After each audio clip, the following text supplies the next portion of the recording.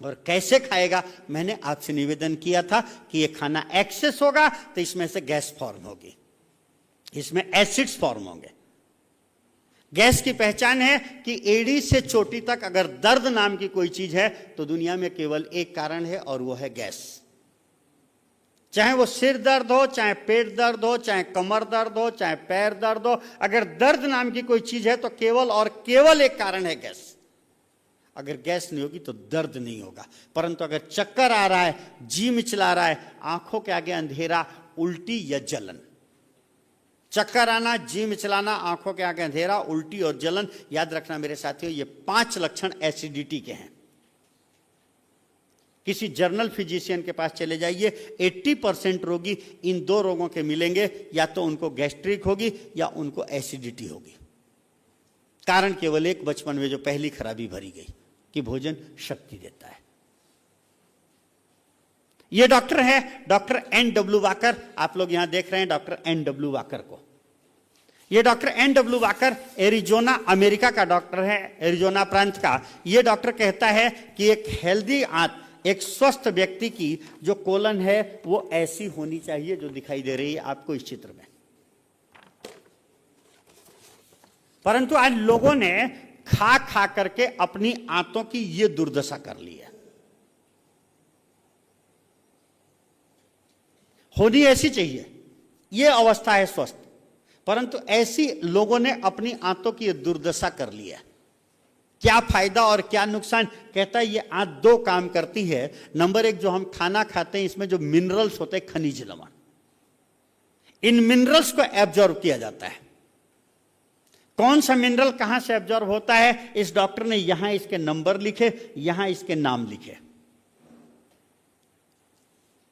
कहता अगर ये आंत ऐसी की जगह ऐसी हो गई तो इसमें एब्जॉर्ब होने वाला, इसमें चूसे जाने वाले मिनरल एब्जॉर्ब नहीं किए जाएंगे, चूषण नहीं होंगे, तब आपकी बॉडी में डिफिशियंसी ऑफ फूड, तत्वों की कमी होगी। कहीं आपके शरीर में ऑस्टियोपोरोसिस होगा, कहीं आप एनेमिक हो जाएंगे। परंतु दूसरा खास काम यह कहता है कि आंत दूसरा का जो खास काम करती है वो करती है कि आपकी पूरी बॉडी को कंट्रोल करती है। कौन सा पार्ट कहां से कंट्रोल किया जाता है, जरा से इसको ऊपर कर दिया जा सकता है साहब, जरा सा चित्र को जरा सा ऊपर। अच्छा, ये कहते हैं ये आंत जो खास काम करती है कि ये पूरी बॉडी को कंट्रोल करती है। जैसे ये एनस का भाग है, यहां से कहता है पुरुषों में प्रोस्टेट और महिलाओं में यूट्रस कंट्रोल किया जाता है। जैसे पंखा यहां चल रहा है, स्विच बोर्ड इसका देखिए पीछे लगा हुआ है नीचे। ये माइक यहां चल रहा है, स्विच बोर्ड वहां है। जहां दिखाई दे रहा है एक्चुअल में रोग वहां का है नहीं। अगर आंख आपका रोग हो रहा है तो डॉक्टर कहता है आंख से संबंध नहीं है, यह कहता है आंख का संबंध यहां से है इसके। कहता अगर आपके हार्ट में रोग हो रहा है तो इसका संबंध यहां से है। अगर आपको ये एनस पर मल रुक गया, अगर ये आंत का ये पार्ट जाम हो गया, तो कहता पुरुषों में प्रोस्टेट और महिलाओं में यूट्रस कंट्रोल होना बंद हो जाएगा। तब भाइयों को पेशाब की समस्या है कि पेशाब लग करके आना, जलन के साथ आना, रुक रुक करके आना। महिलाओं में गर्भाशय से संबंधित समस्याएं पैदा होंगी, मासिक का ज्यादा आना, मासिक का कम आना, अनियमित आना, या खासकर पीरियड्स में दर्द का होना महिलाओं में। ये जैसे लैट्रिन बाथरूम जाते हैं नॉर्मल है, ऐसे महिलाओं में मासिक आना नॉर्मल है। परंतु अगर दर्द हो रहा है तो डॉक्टर कहता केवल एक कारण है कि लैट्रिन के बाथरूम के प्रेशर को बार बार रोका जाना। ये डॉक्टर आगे बढ़ता है, कहता है यहां से जेंटल ग्लैंड प्रभावित होती है। अगर ये हिस्सा आपका प्रभावित हो गया तो फिर आपके सारे रिपोर्ट्स नॉर्मल आ सकती है, परंतु फिर भी संतानोत्पत्ति नहीं होगी। परंतु यहां पर अगर मल जमा हो गया तो मेमरी ग्लैंड प्रभावित होगी और इससे दूध का बनना महिलाओं में कम हो जाएगा। परंतु ये डॉक्टर और थोड़ा आगे बढ़ता है, कहता है ये रेक्टम का हिस्सा है, यहां पर अगर मल जमा होगा तो ब्लड शुगर बैलेंसिंग बंद हो जाती है। बड़े ध्यान से देंगे, गुजरात में महामारी की तरफ फैल रहा है। आने वाले कहते हैं कि 21वीं तक, 2021 तक भारत को डायबिटीज और ओबेसिटी की राजधानी घोषित किया जा सकता है, जिस तेजी से बढ़ रहा है। यह कहता है कि अगर यहां पर मल जमा हो गया तो ब्लड शुगर बैलेंसिंग बंद हो जाएगी अभी हमारी ब्लड शुगर बैलेंस की जाती है 70 और 110 फास्टिंग की। जैसे ये बिजली बैलेंस होकर के 220 वोल्ट आ रही है, अगर बैलेंसिंग बंद हो जाएगी तो कभी ये ज़्यादा कभी तेज होगी। इसी तरह बैलेंसिंग बंद होने पर हमारी बॉडी में भी ये समस्या आती है और शुगर कभी अप कभी डाउन, कभी अप कभी डाउन जाती है।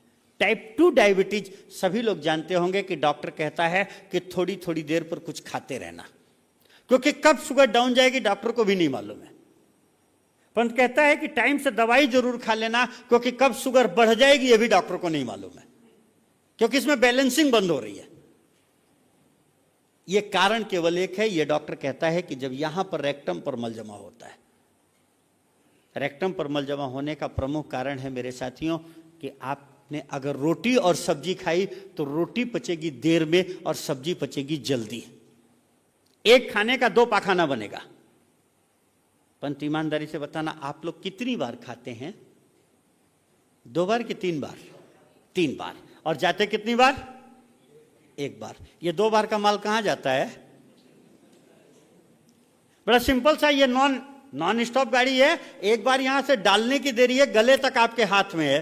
अगर गले से नीचे उतार दिया तो कहीं स्टॉपेज नहीं है कि बीच में ये रुकी रहे। ये गाड़ी आकर के यही रेक्टम पर रुकेगी। अब आपकी इच्छा है कि जाएं या न जाएं। आप खाते 3 बार हैं, जाते 1 बार है, निश्चित है कि आप रेक्टम में मल को रोक रहे हैं। और याद रखना, डायबिटीज की बीमारी हो और उसको कॉन्स्टिपेशन न हो, यह संभव ही नहीं है। निश्चित है कि वो व्यक्ति कई बार खाते हैं और जाते 1 ही बार, और वो भी पेट साफ नहीं हो रहा, क्योंकि अगर रेक्टम में मल नहीं रुकेगा तो ब्लड शुगर बैलेंसिंग बंद नहीं होना रुकेगी। निश्चित है कि ब्लड शुगर बैलेंस होती रहेगी। केवल और केवल डायबिटीज के रोगी इस बात पर ध्यान लें कि उनके रेक्टम में मल न रुकने पाए तो कभी उनको डायबिटीज नहीं होगी। जो हो गई है वो ठीक हो जाएगी। और मैं तो 7 से 21 दिन में दावा करता हूं, बल्कि आज भी मैं ट्रस्टी सीरीज से विचार कर रहा था कि क्यों न एक 7 दिन का शिविर यहां पर लगाया जाए, जिस दिन हमारे अनुसार दिन में कच्चा और रात को पक्का हम जैसा डाइट प्लान आपको देने वाले हैं वो यहां डिमोस्ट्रेट किया जाए। पहले दिन मेडिकल चेकअप कराए जाए और फिर 6ठे दिन सबके मेडिकल चेकअप करा के 7वें दिन रिपोर्ट हाथ में पकड़ा दी जाए और लोकल लैब से कि देखिए साहब ये स्थिति थी और आज 7 दिन में क्या हुआ। चाहे आपको डायबिटीज हो, चाहे आपको कोलेस्ट्रॉल की समस्या हो, चाहे अन्य समस्याएं हो, आज तो केवल मैं आपको समझाने की, मैं आपको रोग का भय भगाने का प्रयास कर रहा हूं। कभी 7 डेज कैंप लगा तो मैं रिजल्ट भी दिखाऊंगा, क्योंकि जो बात मैं कहता हूं वो रिजल्ट ओरिएंटेड साधना है, ये प्रायोगिक साधना है, कोई थ्योरिकल खाली बात नहीं है मेरे साथियों। ये डॉक्टर आगे बढ़ता है, कहता है यहां से testes, bladder, kidney, pancreas, stomach, heart, gall bladder, liver, thyroid, eyes, tonsil, सीयर्स, पूरी बॉडी कहां से कंट्रोल होती है, पूरा इसने इसके चित्र बनाए। ये डॉक्टर कहता है be conscious before you eat. इसकी पूरी किताब है, कोलन थेरेपी नाम की बुक है, उसमें से चित्र निकाला गया है। ये डॉक्टर कहता है be conscious before you eat, खाने से पहले सावधान हो जाइए। कहीं आप आंतों की ये दुर्दशा तो नहीं करने जा रहे हैं, आंतों में चिपकन तो नहीं पैदा करने जा रहे, कहीं खा खा करके आप आंतों की दुर्दशा अगर आपने कर दी तो क्या होगा। कहता है कि अगर शरीर में मल रुकेगा तो पहला काम होगा कि आपके शरीर में गैसेस फॉर्म होंगे, एसिड्स फॉर्म होंगे। 80% रोगों के कारण गैस और एसिड्स है। हमारे दिमाग में दूसरी खराबी भरी गई है कि दवाई तंदुरुस्ती देती है। जब गैस और एसिड्स बनते हैं हम डॉक्टर के पास भाग करके जाते हैं, डॉक्टर क्या देता है? दवाई। मजे की बात है कि आप जिसको गुजराती में दवाई कहते हैं, मराठी लोग भी उसको दवाई ही कहते हैं, पंजाबी लोग भी उसको दवाई ही कहते हैं, और हमारे उत्तर प्रदेश और राजस्थान में तो नाम ही है इसका दवा। जानते हैं क्यों? क्योंकि ये दवाई क्या करती है? सेप्रेस करती है। उल्टी हो रही है, आपने दवाई खा ली, सेप्रेस हो गया। दस्त हो रहा, आपने दवाई खा ली, सेप्रेस हो गया। आपको सर्दी जुकाम हुआ, आपने दवाई खा ली, सेप्रेस हो गया। कचरा निकलना रुक गया। जानते हो क्या होगा? आप उस कटोरी को, जिस कटोरी में गैस और एसिड बन गए हैं, आप ढक करके रख दीजिए, देखिए क्या होता है। उस कटोरी को 10 दिन बाद खोलिए तो आप पाएंगे मेरे साथियों कि उसमें कीड़े पैदा हो गए। हमारे शरीर में भी जब बार बार गैस और एसिड को सेप्रेस किया जाता है, तब हमारे शरीर में भी कीटाणुजन्य बीमारियां पैदा होती हैं। हमारे शरीर में भी बैक्टीरिया पैदा होता है। मैंने पहले कहा कि 80% रोगों का केवल कारण गैस और एसिड है। जब आप डॉक्टर के पास जाते हैं, डॉक्टर दवाई देता है सेप्रेस करने के लिए। आपके शरीर में बैक्टीरिया पैदा होते हैं, कीटाणुजन्य बीमारियां पैदा होती हैं, टाइफाइड, मलेरिया, इन्फ्लुएंजा पैदा होता है, स्वाइन फ्लू और बर्ड फ्लू पैदा होते हैं। समझने की जरा सा थोड़ी सी कोशिश करेंगे, बहुत थोड़ा समय है हमारे पास बात करने के लिए। ये कीटाणु कहां से आए, उस कटोरी में कीड़े कहां से आए, आप देखने की कोशिश करेंगे तो आप पाएंगे कोई चीज सड़ी थी इसलिए कीड़ा पैदा हुआ था। आप बाहर गए थे, घूम करके आए, आपने देखा कि घर में एक कटोरी में दाल रह गई थी, सोचा था किसी को दे देंगे, परंतु धोखे से रह गई, उसमें कीड़ा पैदा हो गया। क्या करोगे? क्या दवाई ला करके उस कटोरी में डालोगे? क्या कीड़े मारोगे साहब आप उस दवाई में डाल करके? नहीं। क्या करेंगे भाई? क्या करेंगे? कटोरी दे देंगे क्या? और भाई कटोरी फेंक देंगे क्या?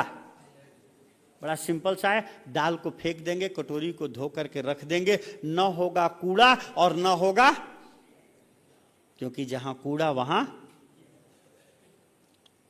मेरे साथियों, इतनी छोटी सी बात